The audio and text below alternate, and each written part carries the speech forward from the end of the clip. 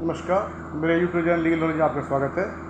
आज मैं आपको बताऊंगा कि जब हम डिवोर्स लेते हैं तो कौन सा डिवोर्स लीगल होता है, कौन सा इलीगल होता है। आमतौर पर क्या देखा है कि पति पत्नी में जब मतभेद हो जाता है तो वो क्या करते हैं, वो अपना एक एग्रीमेंट बनवा लेते हैं। एग्रीमेंट बनवाने के बाद उसके ऊपर दोनों पार्टियां साइन कर देती हैं और अपना एक एक विटनेस ले लेती है। एक विटनेस लड़की की साइड से, एक विटनेस लड़के की साइड से ले लेती है और फिर उसके बाद वो नोटरी साहब से अटेस्ट करवा लेती हैं। जबकि नोटरी साहब को अटेस्ट नहीं करना चाहिए, क्योंकि ऐसा डिवोर्स बिल्कुल भी कानून की नज़रों में मान्य नहीं होता है।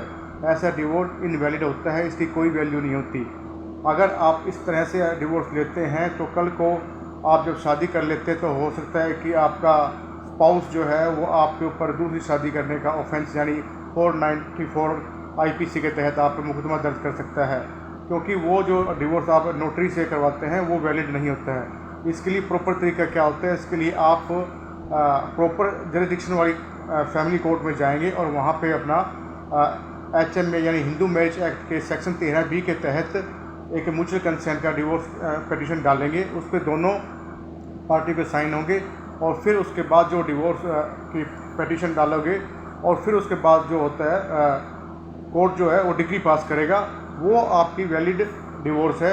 अदरवाइज कोई जो आप नोटरी के द्वारा आप सोचते हैं कि नोटरी से एग्रीमेंट ले लिया और एग्रीमेंट कराने में नोटरी से अटेस्ट करवा दिया तो अटेस्टेशन हो गया तो उसकी पूरी वैल्यू है। नहीं, ऐसा नहीं है। नोटरी से किया हुआ डिवोर्स की कोई भी वैल्यू नहीं है। आपको प्रॉपर कोर्ट में जाना पड़ेगा और वहाँ से आपको प्रॉपर ढंग से डिग्री लेनी पड़ेगी और फिर उस जब कोर्ट द्वारा आपका डिवोर्स मंजूर कर लिया जाता है तो आप उसकी सर्टिफाइड कॉपी ले सकते हैं। सर्टिफाइड कॉपी आप कितनी भी ले सकते हैं, 1, 2, 3, 4 जितनी भी ले सकते हैं आप।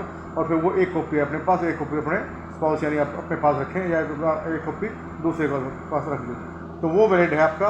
वो आपको पूरी तरह से मानता देता है कि आप आगे से शादी कर सकते हैं, कुछ भी कर सकते हैं। नहीं तो ऐसे में क्या होता है, उसकी पूरी वैल्यू नहीं होती। वो दूसरी जो पत्नी होती है वो जो आपका केस भी डाल सकती है, आप शादी कर लेते हैं तो। अगर आपको मेरी नॉलेज सही लगी, लाइक सब्सक्राइब शेयर कीजिए।